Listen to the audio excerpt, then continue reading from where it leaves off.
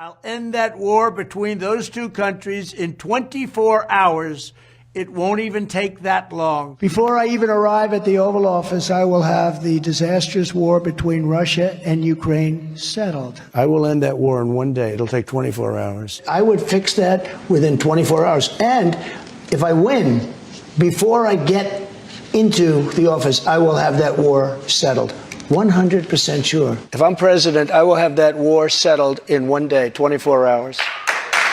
Within 24 hours, that whole thing will be settled. It'll be settled. I will get it settled before I even become president. Before I even arrive at the Oval Office, I will have the horrible war between Russia and Ukraine totally settled. I'll have it done in 24 hours. And it will take me no longer than one day. But as a candidate, you said you would have this war settled in 24 hours. Well, I was being a little bit sarcastic when I said that. What I really mean is I'd like to get it settled. And I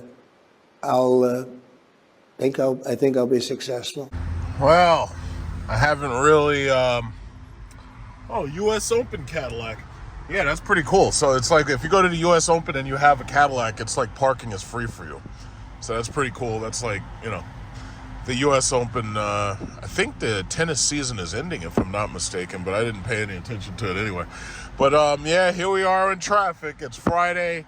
Supposedly there's a car crash not far ahead. I'm trying to figure out what was so goddamn important that you felt you needed to crash for. So I'm about to find out about that.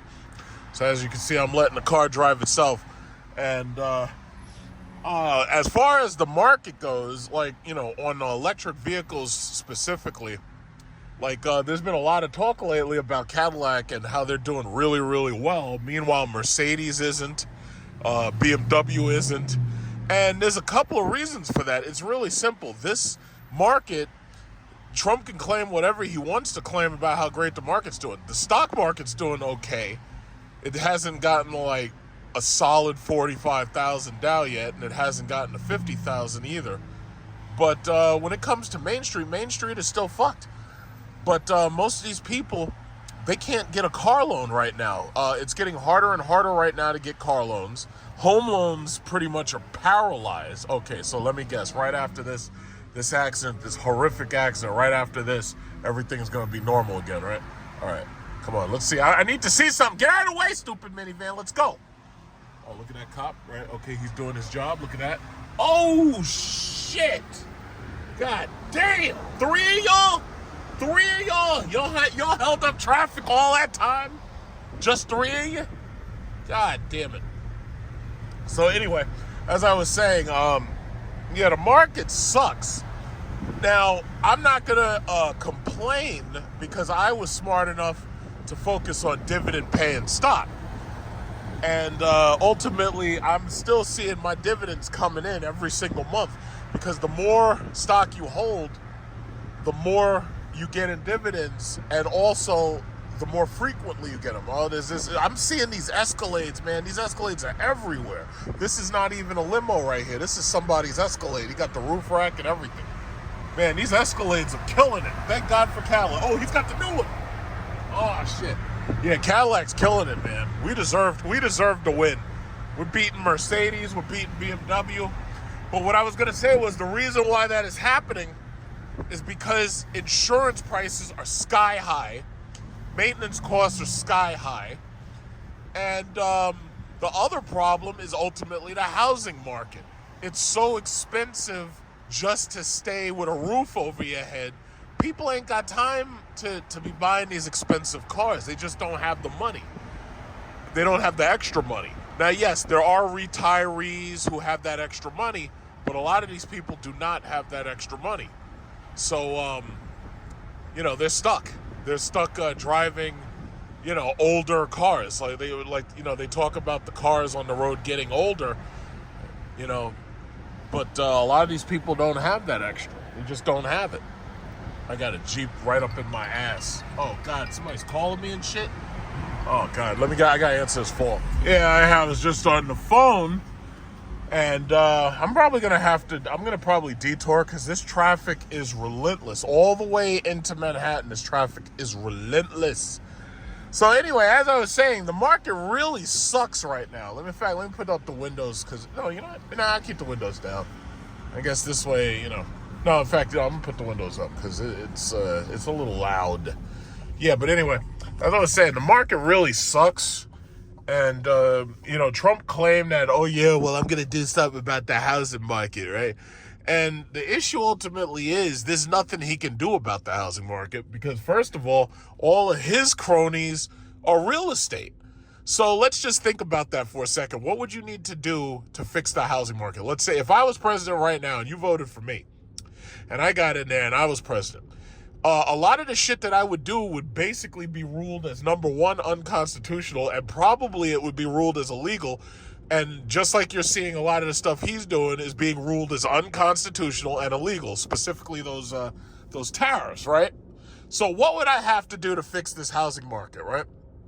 The first thing I'd have to do is I'd have to make it illegal for BlackRock and any other corporation to buy single-family houses. I would have to do that first. If you do that and you make it illegal for corporations to buy single families, then the problem becomes, well, how do you prove that these people who are buying are actual single families? That's the problem. So what would I have to do? I'd probably have to say, okay, yeah, well, you have to show us a marriage certificate, or you have to show us that you're a single male or a single female, something like that. Now, obviously, that opens up a lot of issues. Look at all this traffic. I'm going to go down to the Van Wyck this way. I can't do this shit. Usually I take this as a detour. This is Rockaway, man. This is a mess. This is fucking nonsense. So anyway, what I would have to do is I'd have to say, yeah, if you want to buy a single family house, you have to show like a marriage certificate or something. Now, the very simple reason that's illegal and unconstitutional is very simple, because the homeowner is going to complain that I'm making it so that they can't sell at the value that they'd normally be able to get for the property. So what the homeowners would, the homeowner would argue, and they'd be like, BlackRock offered me $1 million, but these people can only afford to offer me $700,000. And that, look, we got all these Fiskers. See, what happened was Fisker, when they went out of business, a company up in the Bronx, they bought all of the Fisker Oceans up, and now they use them as taxi cabs. So I went from seeing like no Fiskers to seeing Fiskers every single day, Fisker Oceans. So anyway, it would be unconstitutional and it would be illegal for, the light's green. I just got to let this guy go. It would be unconstitutional and it would be illegal for you to say, oh yeah, well, you can only buy if you're a single family. And because, first of all, it'd be very difficult to prove because a lot of these women aren't even getting married lately. So unless you're saying, oh, yeah, well, you got a marriage certificate and that's how you prove that you're a single family and we're not selling your property. Can't do that. It's illegal. That's unconstitutional and it's illegal. So there's nothing he could do on that front. He can't stop corporations from buying houses. Because it's just like me. If I want to sell one of my houses, and I try to sell to a single family, like a brand new starter couple. Oh, yeah, hi, my name is Bob, and this is my wife, Karen, and we're having a baby, right? And we're looking for, a house that we can actually afford. It's like, wait a minute. My house is worth $600,000, right? But I'm considering selling it to Bob and Karen at, $650,000 or something like that, or $625,000. BlackRock swoops in and say, hey, yo, listen, big truck, you know what we'll do? We'll give you $2 million for your house. Who am I going to go with? Now, I'd be like, well, if I give it to Bob and Karen, I'll be helping this young couple. But if I sell it to BlackRock, I'm going to be burning $100 bills and smoking big cigars on a fucking business class flight to Thailand every day. And then you think about it, you'd be like, you know what? I think I'm going with BlackRock. And that's ultimately the problem. People get crowded out by these corporations. You can't outbid them. It's impossible. They have access to capital. You don't. Like, it's funny. I was thinking about this new credit card that I was telling you all about when I did my last credit card video. which gets almost no views. Now, here I am. I'm putting out all this information, putting y'all in game about how do you maximize credit card efficiency, how do you go on lavish vacations and not pay any interest and be able to afford it. I'm putting out this shit. YouTube's fucking with the algorithm to make it so that our information's suppressed. And unless you pay them, and you're like one of these fake gurus, unless you pay them to boost your videos, nobody hears this stuff. So, long story short, the last credit card I opened up was this Wells Fargo Reflect card. And then last night I was watching a lot of credit card videos because I was looking at these guys who were with these Amex Centurion and Amex, Platinum and Amex Gold. And I was really looking hard at these cards, and I was like, yeah, the only reason why you want to get those cards is to boost your capital, because this all leads back to the BlackRock thing. And when you boost your capital and you have that kind of spending power and you've boosted your personal credit and you have plenty of spending power. I got 19,000 on one card. I got 15,000 on like the Xbox Live card. I got 10,000 on that other Wells Fargo card. I got 11,000 on that Capital One. No, not Capital One. I got 11,000 on the Apple card, which I'm about to use to buy iPhone 17. But then on Capital One Venture, I got what is that shit? I got $17,500. So basically, it's $18,000 in total because right now, I'm booking my vacation and everything. But if you add all that up, I'm edging closer and closer to $100,000 worth of, available credit, right? So yeah, I have to build my credit over years, over 10 years to be $100,000 worth of credit.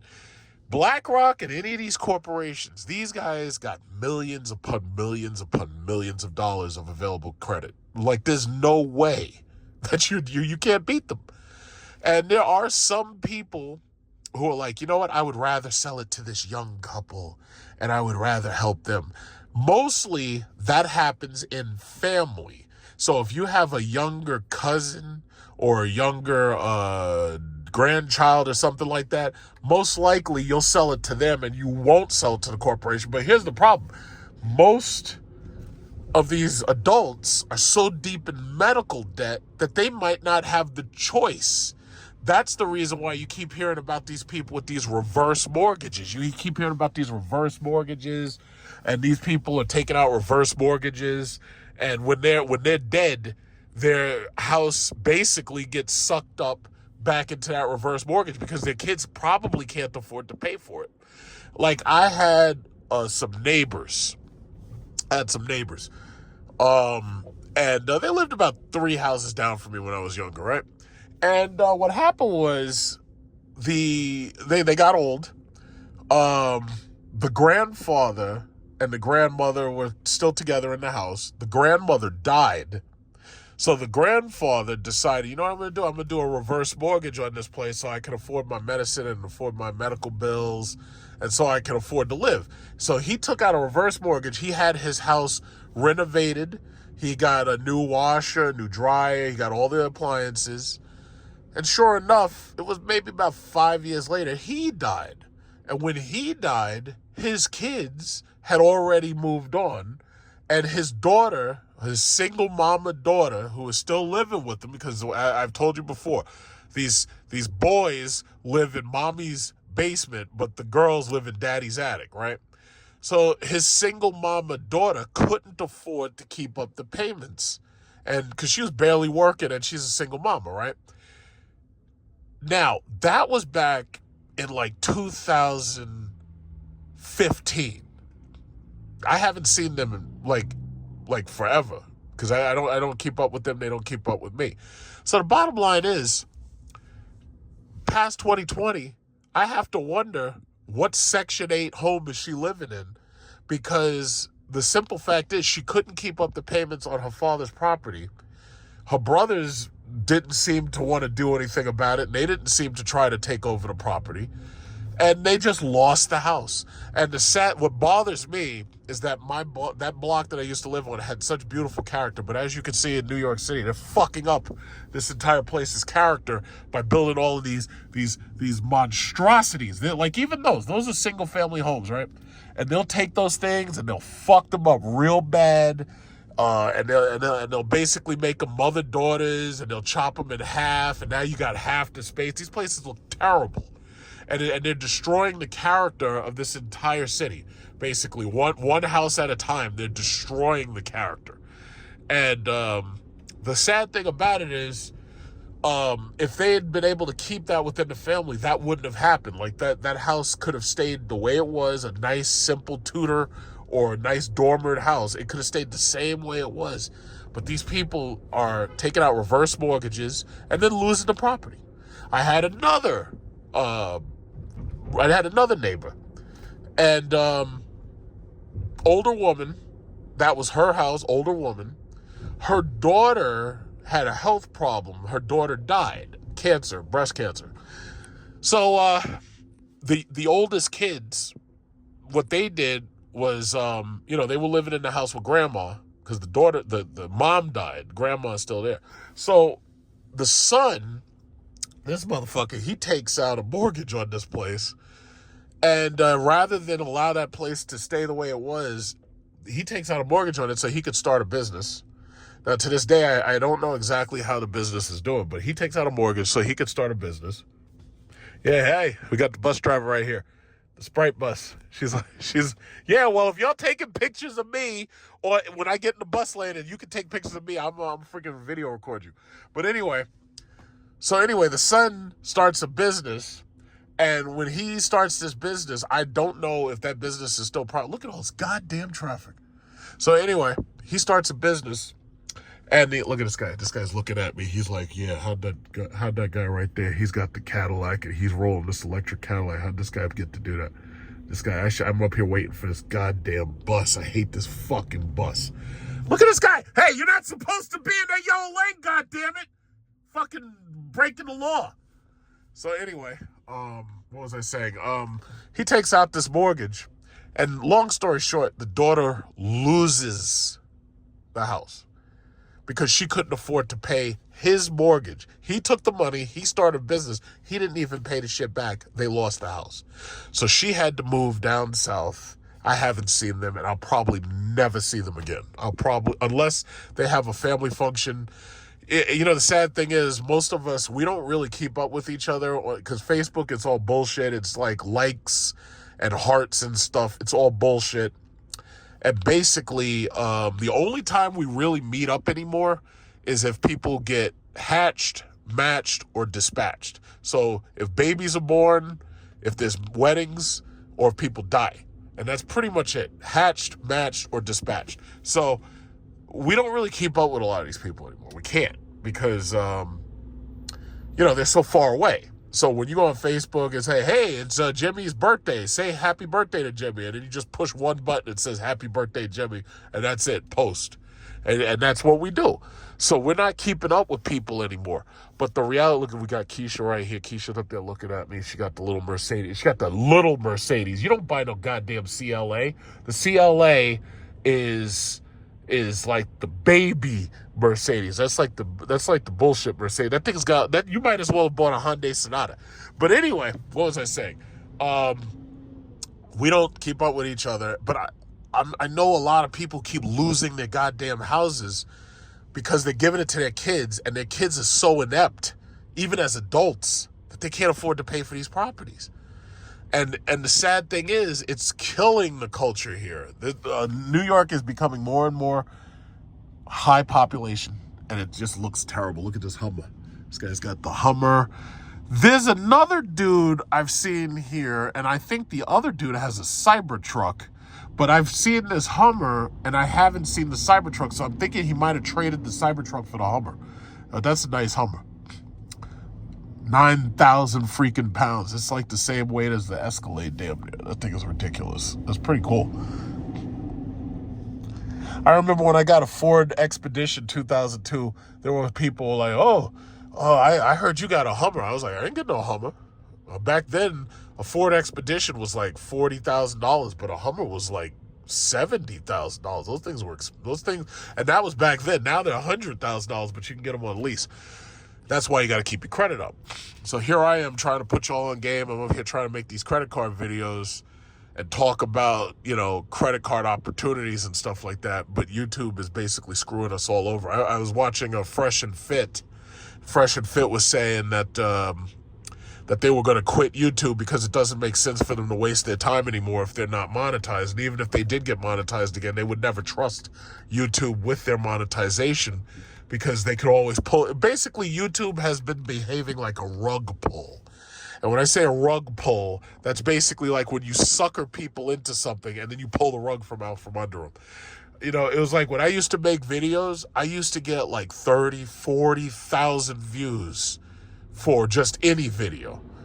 Once YouTube started that algorithm shit, all of a sudden, another guy breaking the law. Look at that, Georgia plates. Look at this guy, BMW, this Mercedes, breaking the law, J&J 9021. Yep. They need to put more cameras up. So you break the law, you get tickets in the mail for a lot of money. But what was I saying? YouTube, basically, I used to get like thousands of views per video. And I've noticed the same thing with a lot of other people's channels too. Unless you've got like hundreds of thousands of subscribers, it's very difficult to maintain your viewership. So at this point, because anybody who's old on this channel, I take my YouTube money and I put it into the stock market. So the bottom line is I built up a massive portfolio of dividend payers. But bottom line is YouTube at this point, I just use it for the tax deduction. I still get paid every single month, but the views are nothing like they were before COVID. It's ridiculous. And they've basically, they drove down their own revenue, and now they're making up for it by forcing everybody to pay for YouTube. Like they're forcing even the advertisers to pay more. That's how they're making up for it. It's ridiculous. It's pathetic. But I was looking at, some of these other channels, they're quitting or saying that they're quitting because they're annoyed because they're not getting the views that they used to get. They're also not making the same amount of money they used to get. So basically, YouTube's been behaving like a goddamn rug pull. Jesus Christ, this fucking traffic. This is ridiculous. I'm trying to get to this Van Wyck. The Van Wyck's right there. I can see it. This is ridiculous. But, what was I saying? In order to rescue the housing market, you have to make it illegal for corporations to buy houses. That's number one.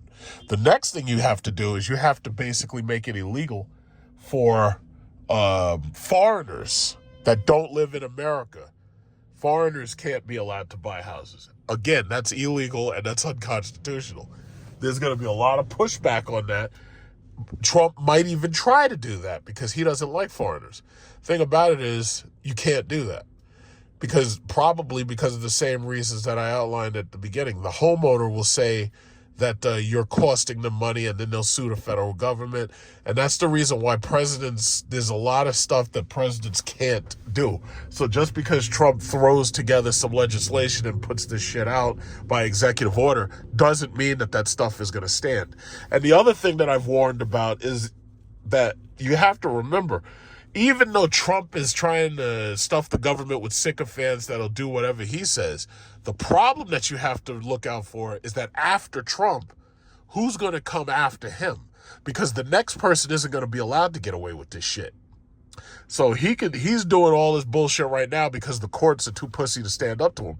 But the problem that you're going to have is the next person isn't going to be able to get away with this stuff. And if the next person can't get away with this stuff, they also can't uphold the things that he's doing now.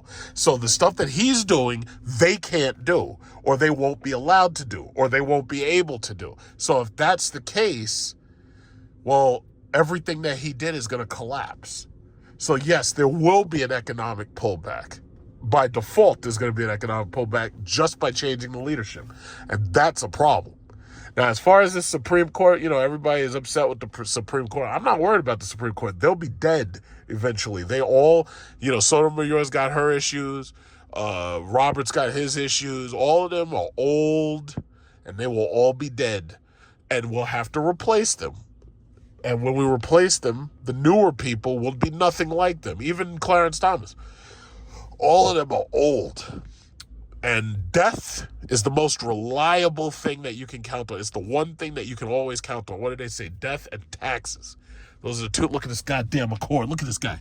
KTZ 9367. KTZ 9367. Look at this guy.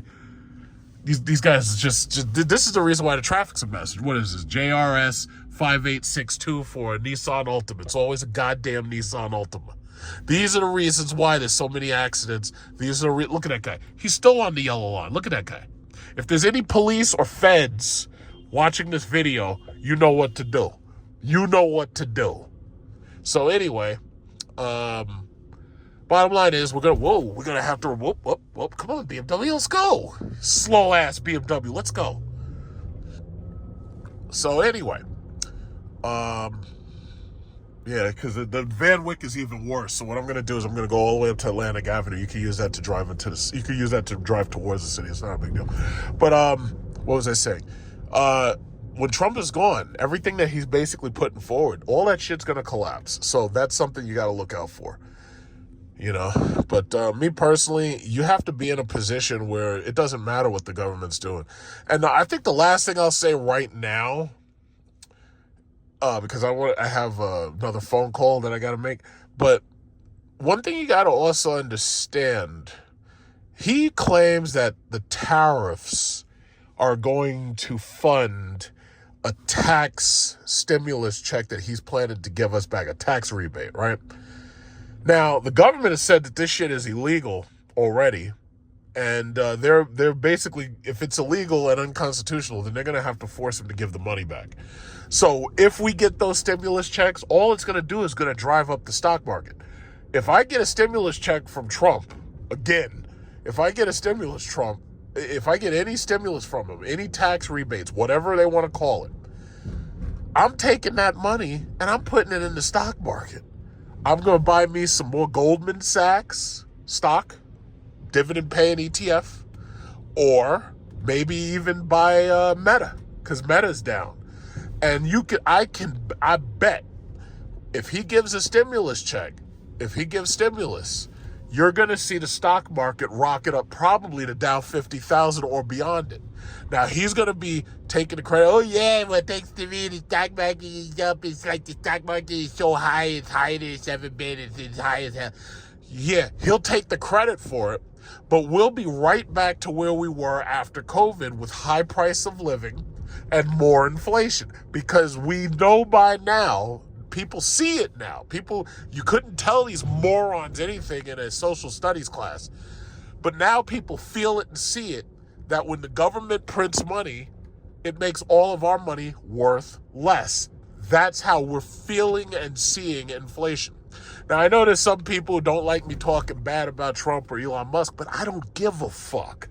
I'll say whatever comes to mind. And if you have a problem with it, well, you can send a letter, an angry letter, and I'm just going to put it straight in my fucking paper shredder. I don't care. So the bottom line is, printing money is bad. I think we should know that by now. And if he sends me a stimulus check, I'm taking that shit and putting it right in the stock market. I'm going to buy me either Meta or more Goldman Sachs. Look at this shit. These fucking morons. But anyway, that's what I'm going to do. So I'm just make it nice and simple. That's what I'm going to do. I'm going to take that money and put that shit right in the stock market. Goldman Sachs. Now, that's if I get any money. If that check comes, that's what I'm going to do with it. That's exactly what I'm going to do with it. So let me get ready to put this phone down because I got a lot of driving to do. But I'm on time. It's just that this traffic is insane. It's like I didn't even want to risk sitting in traffic because it would take me like so long to get into Manhattan. This is just ridiculous. Look at this guy slowing down. Why are you slowing down? Why are you slowing down? Why are you slowing down? Why are you slowing down? Look at this guy. He's up there looking at his stupid. Anyway, let me put this phone down and get this coffee over here, because this is some damn good. I made some damn. Whoa, we got Becky. Whoa, we got Becky out here this morning. All right, so let me put this coffee into my belly. Gotta drink this coffee before it starts getting cold. There's some good coffee. When I make my coffee, you can tell that shit got me crazy. That shit got me crazy. Look at this guy. Who's blowing at me? All right, yeah, let me put this phone down. So interesting when you see a car that looks kind of just like yours on the road. I don't think her wheels are as big, but let me turn this shit off. It's a great way to get pictures. So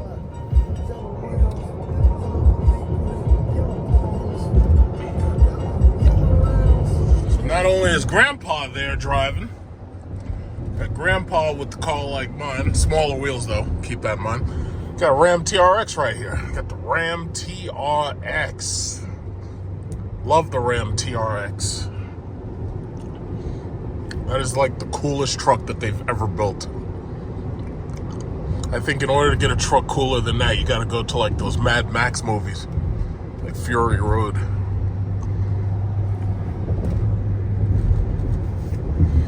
It's just amazing how Stellantis screwed everything up. I just find that amazing. It's like you had everything going for you, and you just ruined everything. Like how do you even do that? Like, I don't know. It's like the punishment for screwing up that badly. I'm sorry. It should be like death or like public beatings or something. I don't even know, man. Like how do you? Carlos Tavares should be in prison.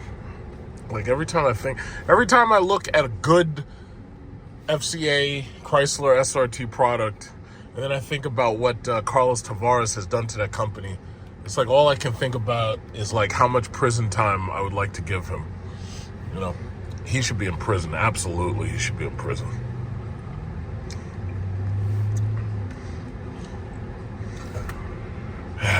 Oh well, it's Friday. This traffic is insane. Everybody's on their way home. This traffic is a nightmare. It's just insane. It's absolutely ridiculous. This is absolutely ridiculous. So the stock market apparently is down at day's end. Like some of my stocks are up. I'm doing good. Micron is up, for example. It's at the 52-week high. From last time I checked, Nvidia was okay. But in general, I guess that's the biggest problem. It's like when you're looking at the stock market, it doesn't matter if you're looking at the S&P 500 or if you're looking at the Dow or the Russell. The problem is all these super corporations that are multi-trillion dollars, they're basically drowning out all of the other stocks that, are not worth, multiple billions or multiple trillions of dollars. So the problem is it kind of gives you a bad stereotype of the stock market because you think it's up, but it's only up because of a handful of stocks. This guy. I'm going to just keep doing what I'm doing. Banks and credit cards, baby. Banks and credit cards. I'm going to keep focusing on banks and credit cards. I told y'all about Wells Fargo, man. When that shit was like under $50, it's $80 now. It's like for every share you bought, you're going to have $30 more. Incredible. Citi, Wells Fargo, Bank of America. I told you, I tried. I did my best. I tried to tell you. I did my best. I mean, if you haven't invested in the market yet, there's always the possibility that you could wait for the next economic crash. I absolutely believe it's coming. I don't think the housing market is going to go down, but I know that sooner or later there will be a stock crash for some reason, especially when you got Trump in there trying to manipulate the markets and everything. But all you got to do is hold your money, wait, and buy on the dip. This guy right here coming with the Wagoneer S right here. This guy, Wagoneer S. That's pretty cool, Wagoneer S. You don't see those much, but they're trying to sell what they have left over at the Chrysler, Jeep, Dodge, Ram dealers. But you don't see them that much. When you do see them, it's kind of interesting to see them. I don't know why Jeep had to make that thing so much smaller than the regular Jeep Grand Cherokee. I would have kept it the same size. But it's nice. It's got a lot of features inside that are pretty cool. But unfortunately, Stellantis' quality and reliability are fucked up right now. So that car and the Charger EV, people basically are having a string of issues with those cars. And knock on wood, this car, I'm at 21,332 miles. This car hasn't had a single problem. I had, in the early days of getting this car, I had one issue with the 12-volt system, and it solved itself. It was like, in the morning there was a problem, but by the evening it just gone. And I took it to the dealer, never had a problem again. So I can honestly say these Cadillacs, GM has really worked on it. They got the over-the-air updates and everything, and it's a good. It works, you know. But, so here I am at the charging station. I'm next in line. And, I'm getting my last couple of charges in before the new year, because January, I'm no longer free charging on EV Go. So at that point, I charge at home. So here I got, 21,000 miles. I've been driving 1,000 miles a month, and I have been paying nothing. So, once January hits, I don't come back to the charging station anymore unless I do like a road trip or something. At that point, it will be cheaper to charge at home. So I'll be basically, it's like I get home from work or wherever. If the car is low, you plug it in. What is it? They say you're supposed to plug it in after 7 o'clock for off peak, but you plug it in after 7 o'clock, figure by 12 o'clock, the car is finished, give or take, because it's level 2 charging at home. It's not level 3 fast charging.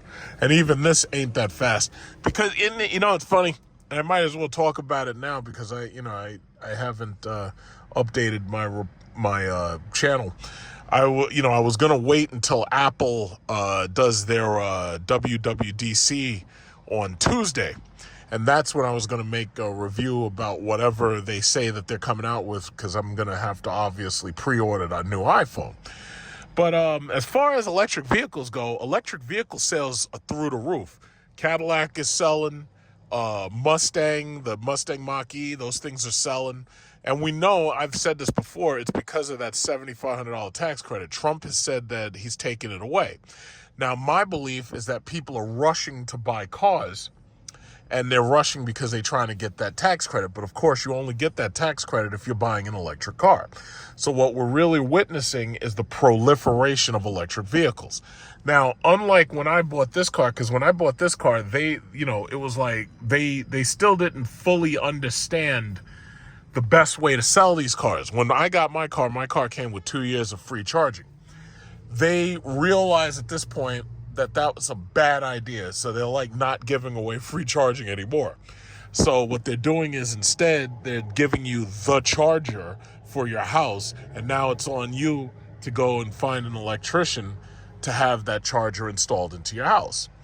So, no more free charging credits. Almost nobody's doing that anymore. Some of these, like the BZ4X, some of these Hyundai dealers, they were giving people like $750. They're not doing that anymore. It's over. Now, the deal is that either they give you the charger for the side of your house, or they give you some type of charging device, like a portable charger or whatever. Now, I had criticized Jeep because I thought it was stupid that with this what is it called, the Wagoneer S, I thought it was stupid that what they did was they were giving you a 110 volt charger and then basically telling you, yeah, you got to go to the DC fast charger. The 110 volt charger works well on a 4xe Jeep Grand Cherokee or a 4xe Wagoneer because the battery is small. It's only like 20 something kilowatt hours. It's very small. But when you're charging a high voltage battery like this, like if you're charging an 80 kilowatt hour or 100 kilowatt hour battery, 110 volts takes days. And they the salesmen don't explain this shit. So they just expect you to, you'll find out by yourself. So when you go to the charger, you'll find out by yourself. When you charge up your credit card and you realize, it's going to cost you like maybe $100 or $200 a month for energy. It's not bad. It's still, if you're getting your energy at off-peak hours, it's not that bad. It might cost you $100, maybe $125 a month. That's a hell of a lot better than it would be if you were driving the equivalent size vehicle and you had to pay for premium fuel. But that's just where we are. So I think this, the talk about Trump getting rid of the tax credit, I think it's a ploy to sucker people into running out and trying to buy a car. And the government keeps doing this shit. Like, if you really think back, Biden and Obama, when they were in office, they had cash for clunkers. And people had old cars, and they wanted to get the old cars off the road. So the government offered subsidies for the old cars. And they were like, yeah, bring us your old car, and we give you cash for the clunker. This thing right now with the EV tax credit, it ain't really that different. It's basically saying, yeah, come now and we'll subsidize you $7,500 for you to buy an electric vehicle. And, that Hellcat right there, I know he's upset because he ain't getting no tax credit. That guy had a purple Hellcat. I haven't seen one of those in a while. I haven't seen any of them in a while because they're so expensive at this point. But, yeah, it is what it is. So I got this guy right here coming back. Either he's going to finish first or she's going to finish first. I think she might finish first, but if this guy looks at his, because he has a smaller battery than I do, so it may not take as long to charge his car. She has a smaller battery too. My battery's like 102 kilowatt hours. Both of them have much smaller batteries, and that car, the Honda Prologue, is like an 80-something kilowatt hour. So she will definitely finish.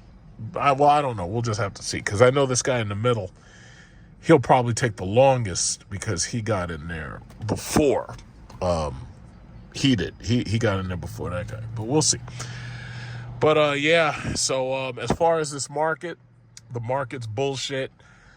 Today is Sunday, and supposedly Trump fired, who was it? The jobs reporter who said the jobs are low, like the jobs numbers aren't as good as you want them to be. And, basically he thinks that he could just fire people and get enough sycophants to tell him shit that he wants to hear. But when the market turns upside down, there ain't nobody you can fire who ain't going to tell you, yes, Mr. President, the market turned the fuck upside down. What are you going to do about it? It's just so ridiculous. You got all these foreign countries lined up to fight America. Now you got BRICS. You got Russia, India, China. All of them are now, everybody's friends now because of the Trump tariffs. Everybody's like, yeah, fuck America and fuck Donald Trump. We're all going to gather together. We're going to be friends. We're going to be buddies. China. I heard somebody explain, they were like, you know what? America was trying to use India as a proxy against China the same way we used Ukraine as a proxy against Russia. And it's backfiring because nobody expected Russia to fight out this long. I did, but nobody else really expected it. And now you've got India and China making friends. And supposedly, India is talking about building fighter jets and shit for Russia. The Su-57 Felon, they're talking about building jets for Russia. I mean, if they're building jets for Russia, that's a problem. Like that's like literally saying, yeah, we're absolutely your enemy. Basically, that's exactly what they're doing. They're basically saying, yeah, we're enemies now, and ain't nothing you could do about it. So, I don't know what that's gonna look like, but shit is crazy. Things is crazy out here, boy. And what are you gonna do? All you can do is just, keep your head above water for the most part. When I get out, I'm going to get my Windex. I have some windshield fluid and stuff. And I'm going to give these windows, because it rained all weekend. And I had a shitty weekend. I really didn't do anything. I just rested. But when I get out, I'm going to go all over these windows and the glass with my glass cleaner. Look at Blazer EV. The Blazer EV is actually under $50,000, and it comes with, if you get it, you can get it with Super Cruise and everything. That's actually under $50,000. It's not a bad deal. It's not a bad deal. You don't get as much luxury as I got, but it's not a bad deal. It's important to be under $50,000 because I tell you, with the job market all fucked up and the recession and the inflation and everything, what kind of car is that? Get a chance to see that thing too well. It might have been one of those VinFasts, but I couldn't really. Maybe I'm wrong. But yeah, man, things are crazy. Things suck right now. So yeah, I'm gonna get in here and get this charging done, and yep. Hey, talk about the market a little bit while I'm waiting. I'll just get ready to pull up in here. But as far as the market goes, like another BZ4X. I got a Chevy Bolt or something behind me, and then another BZ4X pulling up. He wants to charge up in here. But as far as the market goes, one of the things that's interesting is there was a story I had shared, and then someone else picked up on it, and they showed it on their channel, and then I shared it on their channel when they talked about it, about parents are actually buying houses for their college kids because they'd rather buy a house than pay rent. Now, first of all, this shouldn't really be so surprising. Some parents out there have a lot of money. There are some parents out there who are filthy rich, and they're spending top dollars sending their kids to school. So a lot of them are like, you know what? Instead of the kid paying rent or tuition, I'd rather just buy them a house. And I'm not surprised by that because I have a lot of Chinese friends and Asians in general. If they can afford it and if it's their culture, what they'll do is they pool all their money and they buy here we go, she's done. So they pool their money and they buy their newlywed kids their property. And the whole theory behind that is if they buy them a property, then their kids don't have to worry about a mortgage and they don't have to pay insurance or anything, right? So ultimately, if they buy them a property, they expect, usually it's the wife, to quit her job if she has a job and come take care of the grandparents. And that's when they get older. Because what the grandparents do is they take care of the children for the newlywed couple. And when that newlywed couple, when the children are grown, the grandchildren, the newlywed couple will live on the husband's salary, and they will basically have the wife quit her job and she'll take care of the elderly parents. And that's one of the reasons why arranged marriages are such a big thing in certain parts of Asia, because they're trying to make sure that whoever you marry is on the level. They're trying to make sure whoever you marry is going to do basically what the family wants them to do. So they want to make sure that you're gonna abide by the family traditions and stuff. They don't want you marrying outside the race. I totally understand that. I don't have a problem with that because that's their culture and that's how they do it. But their problem is that now the women with this liberal feminism shit, the women are fucking saying, yeah, fuck that. Marriage is a trap and I'm not doing it. These women are turning on their men. And they're like, I don't want to marry you, Pajit. I'm not interested in marrying you. I'm going to screw Taekwon because I met him at college. I met Taekwon or I met Jordan or I met Shaquille. So I'm going to go marry Shaquille instead. So then the family throws a hissy fit and, they threaten to cut her off and everything. And she's like, I don't give a fuck. As far as I'm concerned, marriage is a trap and I don't want it. Not with you. And I'm just moving. That's what's happened with the Japanese. The Japanese women are like, oh, no, I don't want to, no. And they're not giving these guys traditional marriage. They're waiting longer to marry. They're going to school longer. And basically what's happening is marriage rates are dropping. Fertility rates are dropping. Oh, the guy with the black Kona came back. He's here, right here, black Kona. So yeah, the fertility rates are dropping. The marriage rates are dropping. And long story short, it's like, yeah, these entire societies are collapsing. And the same thing's happening with Europe. Marriage rates are dropping. Divorce rates are sky high. I'm watching these Instagram because, it's amazing how much racism and it's amazing how much they want to call it nationalism, but it's not really nationalism. It's really racism veiled as nationalism. But, they're upset that, Muslim people are occupying these countries like France and England and Japan. Even Japan, it's an issue because Japan before didn't want to let any immigrants in at all. But now that their populations are falling through the floor, now they have no choice but to let immigrants in. And I'm thinking to myself, I'm like, yeah, this liberal feminism bullshit is a fucking mess. But what's crazy is I'm looking at all these channels and all this thinly veiled racism on Instagram. And I'm looking at this shit, and I'm like, yeah, you know what? Y'all can be anti-immigrant, but you got to understand, immigration has always existed for a reason. It's because it helped keep the population afloat. But these people, they're anti-immigrant and everything. But the bottom line is, yeah, well, even if you got rid of every last immigrant today, your women still don't want you. Your women are still going to school, getting old, not having children young.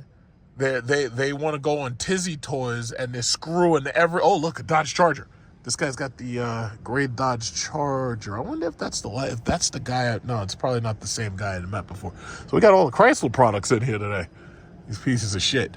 So look at this. He's got an RT Stage 1. And look, you can't even hear it. It's so low.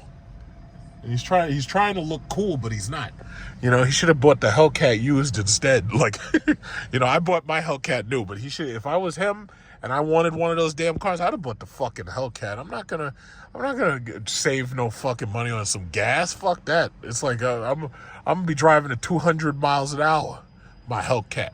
So anyway, these people it's thinly veiled racism. And in some cases, it's not even thinly veiled. They're basically just coming out and saying it.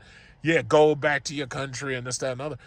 My thing is, even if the immigrants did leave, it ain't going to change nothing. Your women still don't want you. Your women are wasting their fucking youth, and they're getting old. Oh, he's leaving. I guess he decided not to even bother. He's not even charging. Yeah, your women are getting old. Your women are having geriatric pregnancies. So by the time they settle down with your ass, they're like 40 years old or 35 or whatever it is that makes them Christmas cake. And the bottom line is they don't even want to do nothing. And that's the real shame of it. So even if you got rid of all the immigrants, it ain't going to change nothing. Because it's sad because I'll probably talk about that story right now because I might as well since I brought it up. But there's I believe it was Vanity Fair or something. But I'll show it to you. But there is a story right now, and they're saying, yeah, women who have fewer male partners and have less sex before marriage tend to have marriages that last longer. And I'm like, yeah, well, that's obvious. It's like buying a used car. If I buy a used car, chances are, as soon as I buy that used car, something's going to go wrong with it. Or it's going to be temperamental. I'm going to have problems with an oxygen sensor or something. If I buy that car brand spanking new, I ain't going to have no problems with it. And if I do have a problem with it, it's something minor. It's something very minor. It's just like this car. This car is brand new, 0 miles on the shit. And I got it. And sure enough, you had that little 12-volt issue. And that only lasted like for 5 or 6 hours. Temperamental, not a problem. But when you buy a used car, like a lot of people buy these used piece of shit, ugly ass BMWs. And when they buy those things, they buy these BMWs because, they're badge whores. And the thing about it is they buy these because they cost so much money and then the insurance is so high. But anyway, you buy a used car, you got to worry about the brakes not work. Like I have a cousin, she bought a used old Toyota Camry, old beat up, well, not really beat up, but it was an old Toyota Camry. The body was okay until she got her hands on it because she got right into fucking accidents, tore the sides and shit up, side swipes. But anyway, she gets this old Toyota 2003 Camry. Brakes were a fucking mess. I don't even think she looked at the brakes. She did. When you buy a used car, there's certain things you got to check. First of all, check the tires. Number one. Is there any meat left on those tires? If you stick your finger into the grooves, does the meat go up to right here on your finger, or does it go all the way up to here on your finger to the actual first segment? People don't check their tires. They're just looking at the body of the car. Oh, does that look nice? They're not worried about the tire. They're not even thinking about that. Second thing, look at the brake rotors. Are the rotors worn? Are they rusty? How much brake pad do you have? Are they new pads? Are they used pads? A lot of people will drive cars and they ride them and they use them and they don't even do any maintenance on them. And that's what shopping for a wife looks like today. It's like you're buying a used car, and it ain't even certified pre-owned. You're just buying it off of an old used car lot, and you don't know what you're getting at all. At least if you buy certified pre-owned, you can be certain that they've done the multi-point inspection, they've checked the brakes, they checked the tires, they checked the rotors, and then they're going to let you test drive it a little, and they let you see, oh yeah, you know what? This thing drives pretty smooth. There's no problem with the air suspension. There's no problem with the springs. There's no problem with this. There's no problem with that. But when you go to like these used car lots and you go to like, the gas station to buy a car, it's like you don't know what you get. You just don't know. So bottom line is, the more people who have driven that shit, sometimes you have 3 and 4 owners, you're going to have problems. You're going to have a lot of problems. Very few brand new cars have no problems at all. You got brand new cars that got airbags that'll fucking explode in your face because the airbag's made in Takata airbags. You got cars that are brand new and the fuel line is not tight enough and you got to take it back because there's a recall. You got cars that are brand new. The brakes don't work properly. You got to take the shit back. So, listen, nothing's perfect. Even you buy brand new, it don't matter. But now, when you get to talking about relationships, now this it takes on a new life of its own. However, it's not that different than these cars. Because with these women waiting all late and everything to have children, and then they getting old, they getting heavy, they getting these geriatric pregnancies, right? What ends up happening is your kids come out, your kid might be autistic. RFK is trying to say that autism is caused by like Tylenol or some shit, and he's trying to say, oh yeah, look at this Volkswagen. Why does that thing sound horrible? Why is it every German car sounds like a truck?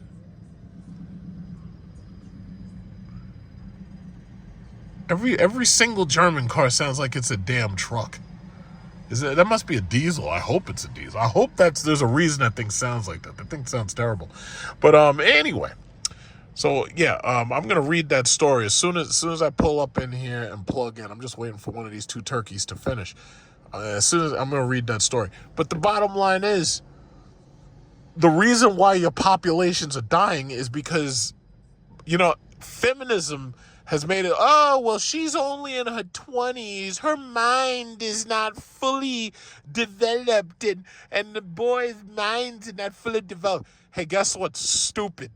Nature has a very, very specific plan, and social pressures that try to change it will ultimately fail. Nature designed it so men and women specifically should be having children in their early 20s. Now, men can have children all the way up until they die, but women can't. And the reality is, a woman's market value is at its highest when she's roughly, 17, 18, 19. Some countries have different laws, and I have to respect their laws. So there's some countries where the girls are marriable at 16. There's some with 17. 18 is America, because America's got everything fucked up. So we don't respect nature and everything, because we feed people garbage and sell that shit at Costco. But anyway, basically 17, 18, 19, 20. But now you got people, oh yeah, well, she's only 24. She shouldn't be having children. What do you mean only 24? Are you kidding? Meanwhile, if you were in Japan, let me tell you something. If you're in Japan, man, those Japanese people, them people, some brutal people, man.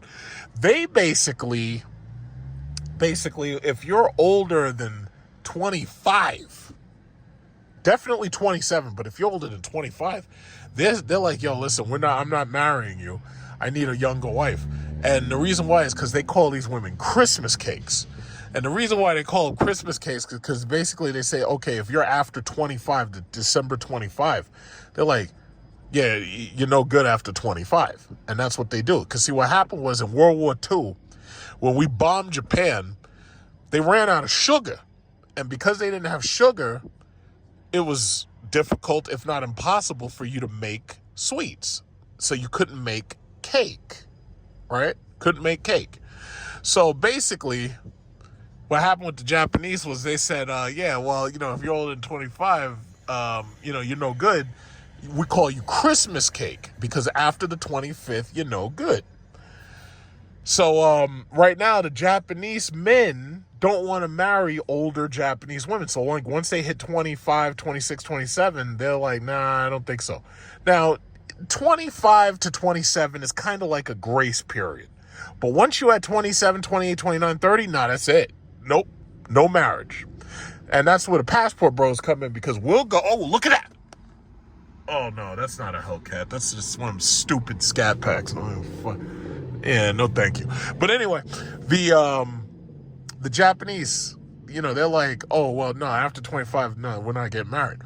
Now, the passport bros, we don't have problems dating older Asian women specifically because, we don't really experience feminism, or I should say we don't really experience femininity to the extent that we would get it if we were in Asia, because in Asia the women are very feminine and they're very demure and everything. We see the problem. This is another problem. You won't hear anybody say this.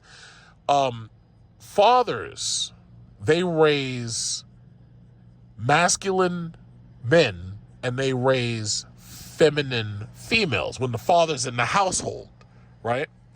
Because he's gonna treat his daughter like he wants her to be a grown woman. He's going to treat her like that's his daughter. He's going to treat her like a girl. He's going to buy her girl things. He's going to get a princess, my little princess bullshit, My Little Pony and all that stuff. Fathers raise masculine males and they raise feminine females when the father's in the household, right? Single mamas, they raise masculine females and they feminize boys. And the proof of that, one of the things I noticed, because I do a lot of observation, have you noticed that the females, their hair is a mess, or they have no hair, or they got shoestrings and shit in their hair to make their hair look pretty? But meanwhile, the boys have all the hair. Have you noticed that? The boys have big puffs and tufts of hair like they're Rapunzel. The shit don't make no sense. But the females raise masculine females. That must be one of those Hyundai Inns. But anyway, the females raise masculine, the single mamas, they raise masculine females who will fight you in a minute. And then they raise feminized boys. I can't even call them men. They raise feminized boys. And that's the problem. That's the main problem. So we have huge cultural issues. But back to the Japanese. If you were to ask a Japanese guy, it's like, wait a minute. You got all these Japanese women right here. Why do you need to go down to Burma and Myanmar and Cambodia and Vietnam and Thailand? Why do you have to go down there to get a woman? Why do you have to go down there to get a wife? Because they're going down there and they're getting younger wives. So the Japanese men, you ask them that, and you say, well, excuse me, Japanese men, why is it that you got to go down there to get, these women? Why can't you just marry one of these Japanese women? Why don't you just marry a Christmas cake? Well, that Japanese man, he's going to get extremely angry. He's going to get very angry with you, very, very, very upset. And basically what he's going to say is, no! No one the Christmas cake! No! No! So that's basically what happens. So, the Japanese... Oh, look, the Emirates A380. Look at that. Holy shit. I want to be on my way to Dubai, but next year I'm not going to Dubai. I'm going to Vietnam, and I'm going to Cambodia. And it looks like I'll be taking Japan Airlines, because I have my tour agent, and he's looking into it. I'll be taking Japan Airlines, and I'll be flying business class. I love the Emirates A380. That plane fills me with happiness. I love that plane. I love it. I love that plane. Business class on the Emirates A380 is amazing. I love it. Absolutely love it. But I'll be, on Japan Airlines business class, and I may even get one upgrade to first, but it's business only and then first. But we'll see. We'll see what happens, because I have to pay my tour guide, finalize the plans. But yeah, don't ask a Japanese man about marrying one of those Christmas cakes. Just don't do it, because he's going to get very upset, and you're not going to like what he has to say to you. So long story short, I'm about to pull in here, and then we'll read that story that I was talking about, because I gotta talk about that story, and that's that. But yeah, she's just taking her sweet time, but that's okay. I'm patient. So look at this guy. What's she doing with this RAV4? That RAV4 is like the Toyota Camry of crossovers. Yeah. So yeah, that's here we go, finally. All right. Yeah, I had a little bit of a wait, but it's not too big of a deal, because a lot of times I come out here, and if I see somebody I know, we'll sit here and we'll be talking, we'll be chatting it up, we'll be having fun, and it's sometimes it's kind of like a car meet to some extent. Yep. Ugh, Jesus. And they need to cut these fucking hedges, and they need to do something about all this garbage and shit. All right. Yeah, I'm gonna do my windows too. When I get back, before I get back in the car, I'll do my windows. Could you believe I drive my car for 100% free? You know, that's crazy. I don't have to pay them shit. I love it.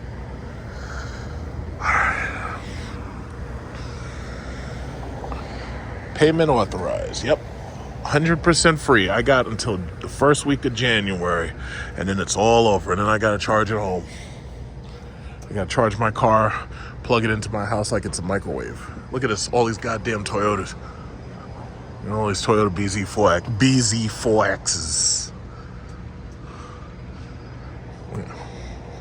And Chevy Bolts. They must have had a sale on them shits. Yeah, there's two of them. Usually you don't see two of them. Yeah. All right, so let's get to that story. We are not going to read this entire thing. I leave it on you to read the rest of it yourself while I'm, hurry up and doing my charge.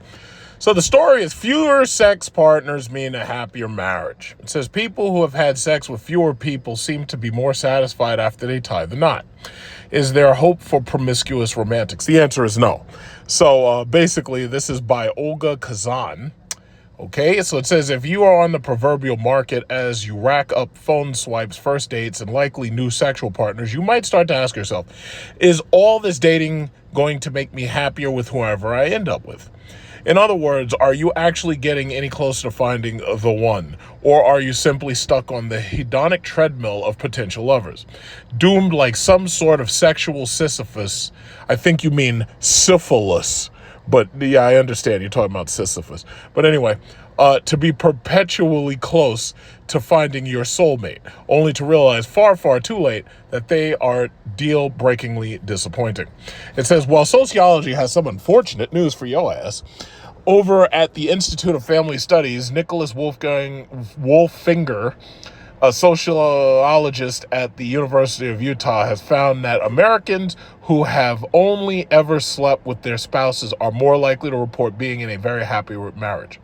Meanwhile, the lowest odds of marital happiness, about 13 percentage points lower than the one-partner women, belong to women who have had 6 to 10 sexual partners in their lives. For men, there's still a dip in marital satisfaction after one partner, but it's never as low as it gets for women, as Wolfinger graph shows. Now, let's look at that for a second. It says for men, there's still a dip in marital satisfaction after one, but it never gets as low as it gets for women. Well, biology is real. See, I'm going to let you read the whole thing. You can read all this yourself. But ultimately, it's biology. You see, men can have multiple offspring at very low personal physical cost. Females have fewer offspring at very high physical cost. Biology and nature are to blame. It could be argued that nature never intended for men to only have one female or wife. Like, marriage is a social construct, but it could be argued that nature, considering nature's whole point of nature is to, constantly reproduce, it could be argued that polygamy was just the way of nature had planned it, minus the marriage. Most people aren't going to go for that, and our government, like, as I said before, America seems to fuck everything up. But anyway, our government, doesn't have polygamy.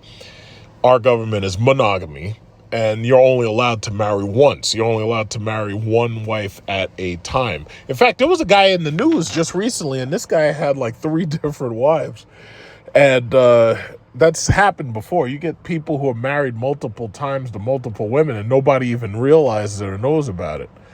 And when you get caught, government takes you down because polygamy is still a punishable crime. Like, they can give you prison time for that shit. But, that's the story. Like, we could go into all the graphs and the details, but we're not going to do that. You can just accept it on its face for what it is. I believe most people would probably agree with it, considering the fact that, we've seen what happens when, you got somebody who's on the carousel, so to speak, for too long. And then they become just totally, nobody wants to deal with them. Nobody wants to date them. Because the Japanese man, he certainly don't want to date you. Christmas cake, as far as he's concerned. But it is what it is. Speaking of having too much sex ruining your marriage, Kristen Cabot files for divorce after astronomer CEO Coldplay kiss cam saga. So we hadn't heard, it's funny, how they say no story lasts longer than like 48 hours or something like that. Well, this story lasted about, I'll say maybe about a week and a half, maybe even 2 weeks. And then poof, it was just gone. I don't know what it was replaced by. I'm not really 100% certain, but nobody's talking about it anymore. Kristen Cabot, the woman seen with astronomer CEO and Coldplay kiss cam saga, files for divorce from her husband. Now, the way that this guy, and I said this before, the way that this guy was holding this woman, I'm like, God damn, like basically, he was holding her like she belonged to him, like they were like soulmates or some shit. Like, I think one of the reasons why women were sharing this and mocking it so much is because they were jealous, because they wished that they had a dude who held them the way that this guy was holding her. They wished they had this dude. They looked at this and like, she's not pretty. She's old. I'm not going to say she's not pretty, but she's definitely old. And this guy was happy with her. And this guy was at the concert, man. He was squeezing her tight and holding her up. And oh, my goodness. And I know the women, they saw this and they were just burned. They didn't care so much about the fact that she was cheating and he was cheating. They were just mad that they ain't got this guy or a guy like this to hold them this tight. They wish they had that. But anyway, Kristen Cabot has filed for a divorce from her husband after she was involved in the kiss cam drama with former astronomer CEO Andy Byron during a Coldplay concert. She filed a petition for divorce in Portsmouth, New Hampshire on August 13th. Cabot previously worked as astronomer's chief. Now, she was apparently she was an HR manager, right?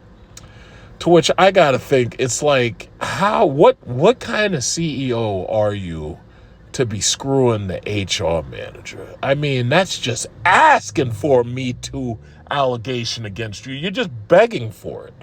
You're begging.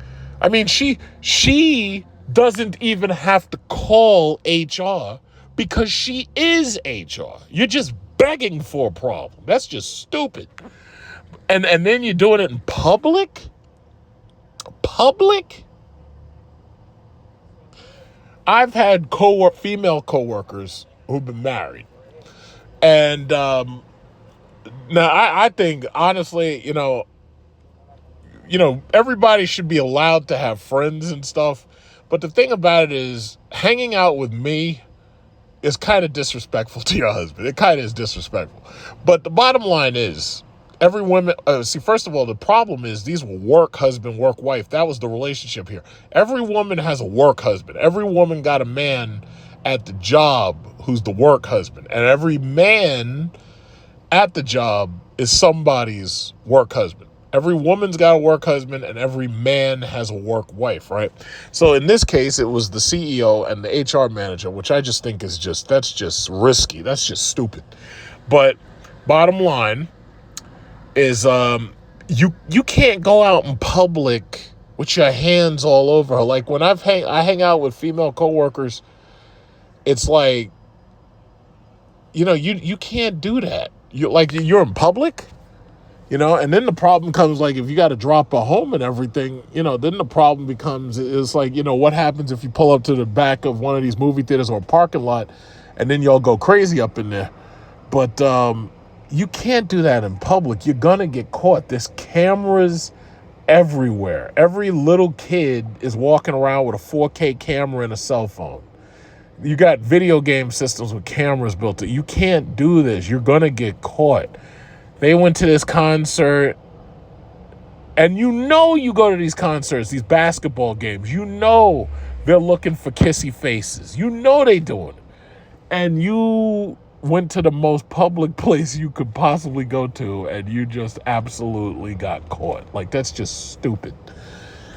I don't know what to say. I mean, that's just dumb. But anyway, Cabot, who also previously worked for Astronomer, filed a petition for divorce in Portsmouth, New Hampshire. What y'all both need to do is y'all need to divorce whoever y'all with, and you both need to get together. So this way, the next time y'all go to a concert, I honestly don't know anything about Coldplay. I don't listen to their music. But what I can say is the next time y'all decide to go to a concert, if they catch y'all kissing, now y'all can say yes. And now we're together. And we left our husband and wife. We left them behind. And now we're where we want to be in life. But anyway, the divorce process remains ongoing. According to documents that were obtained by the outlet, a next hearing in the case is scheduled to take place on November 26th, citing the documents. Lawyers for both Cabot and her husband did not respond to NBC News' request for comment. Of course not. They ain't going to talk to you.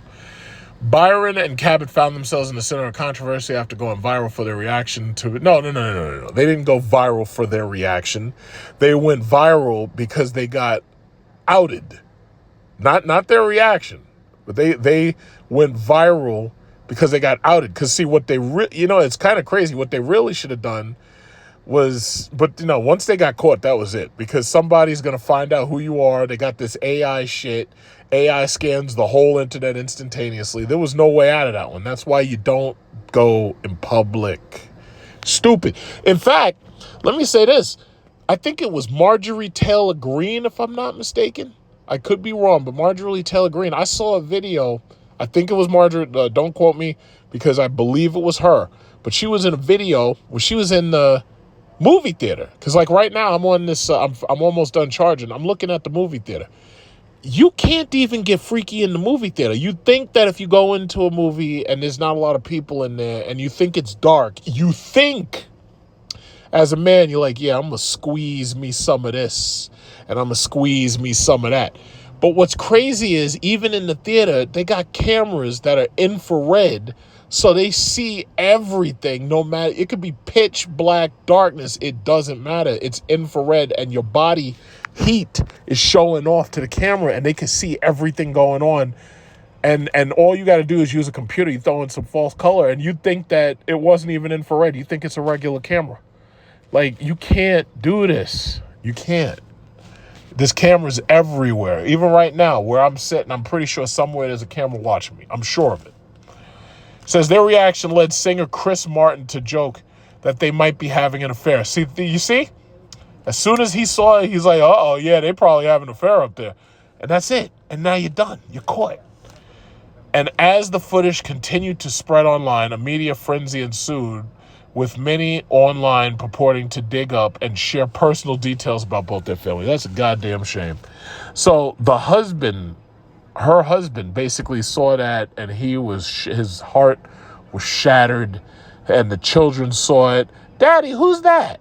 Hearts were shattered. Their little young hearts just broken. And now they get in a divorce. Because see, to tell you the truth, I know that the husband doesn't want nothing to do with her, and he was angry, he feels beaten, he feels dejected and everything. Honestly, the husband really, for the sake of the kids, they should try to work it out, and they should basically just get like a separation or whatever. But chances are he's gonna kick her ass to the curb, and because of the fact that you literally got caught by the entire world cheating, he doesn't have to worry about what's going to happen in court, because the lawyers they're going to have a field day with this. They're going to be like, yeah, this is textbook infidelity on a grand scale. And he could even sue for emotional damage because of the fact that the world saw this. Like, he's embarrassed. I don't even know what the guy looks like, but I'm pretty sure if I saw him, like, his face, he'd probably look at the ground embarrassed. And I'd be like, you know what? You must be that guy. And, this is terrible. But the CEO, the astronomer CEO, what's crazy about it is there's a lot of women who will probably write love letters to that guy. And because some of these women are crazy and sick. And when they get the worst men they can possibly get, they hang around prisons looking for husbands. It's incredible. But I think, some hate mail came for her. Oh, you're a horrible husband, blah, blah, blah. You're a piece of garbage, blah, blah, blah. But I'm pretty sure a lot of women were probably sending mail, and it was like packages with panties in it with phone numbers on it. And this guy right here is a monster. He's a monster. He's an absolute monster. But that's just where we are. It says, shortly after astronomer acknowledged the controversy publicly and announced they were investigating, Byron's resignation was announced. So now he resigned. It's like you get caught on camera, and now you got to give up your job, you got to give up your pension, you got to give up your benefits and all this shit because you were too stupid to simply just take her to the back of a Key Food or under you right here. I'm looking at Costco right here. If you were to drive, well, and granted, it's still bright out here. There's cameras everywhere. If you were to drive her probably to the back of this Costco or the loading area or something, and you had like a nice minivan, you could tear that up and nobody'd even see you. But chances are there's probably a camera behind Costco making sure nobody's stealing. So yeah, you'd probably get caught, but nobody would think twice about it. They'd be like, oh yeah, minivan pulled up. I have no idea what this like I'm looking at a Chrysler Pacifica minivan right now. Minivan pulled up. I have no idea why this minivan is here. And they wouldn't really think about it. But you're at the concert. You're in front of everybody. You got caught, stupid. Or you go on one of these parking garages and you get a nice park, like somewhere in the parking garage where you know that there's no cameras and it's nice and quiet, and you tear that up and then you send her right back home to her husband. You might be able to get away with that. But you just screwed up. You can't even take her to dinner. If you take her to dinner, that's public. You're going to get seen. They're going to see you. It's just absolutely incredible. These people are so stupid. They're just so stupid. But, yeah, it's unfortunate, but that's just what happened. It says Pete DeJoy, the new interim CEO of Astronomer, addresses the incident back in July while reflecting on how the company will move forward. First of all, I ain't never heard of this company. I have no idea what they do. I don't think anybody gives a shit, honestly. It says the events of the past few days have received a level of media attention that few companies, let alone startups. I wonder if it affected their stock or if they even have a stock. They may not be publicly traded. So the spotlight has been unusual and surreal. Of course it has. I don't even know what you do. This is just yucky. I feel bad for the children. I feel bad for the children too. I'm very disgusted. I'm disgusted, absolutely disgusted. He should have said nothing and should not have made additional jokey reference to the incident as he has done. Very tacky and poorly thought out. Okay. Kristen Cabot's husband should be filing for divorce. It boggles my mind that this cheating trollop was actually in charge of controlling other people's lustful shenanigans. I thought she was already divorced. She got divorced 3 years ago and remarried Andrew Cabot. Then during this short marriage, she got involved with Andy Byron, and he was also married. So this chick is hot in the pants. That's the problem. This is what we're talking about in this story. The more partners you have, the less likely you're going to be happy in a marriage. This is the proof. Are we close to seeing Mr. Kim here at the White House? Could happen. I mean, They talked about that yesterday I would with Mike have him. Pompeo? Yeah, I think it's something that could happen. Yeah. Hey, he's the head of a country, and I mean, he is the strong head. Don't let anyone think anything different. He speaks, and his people sit up at attention.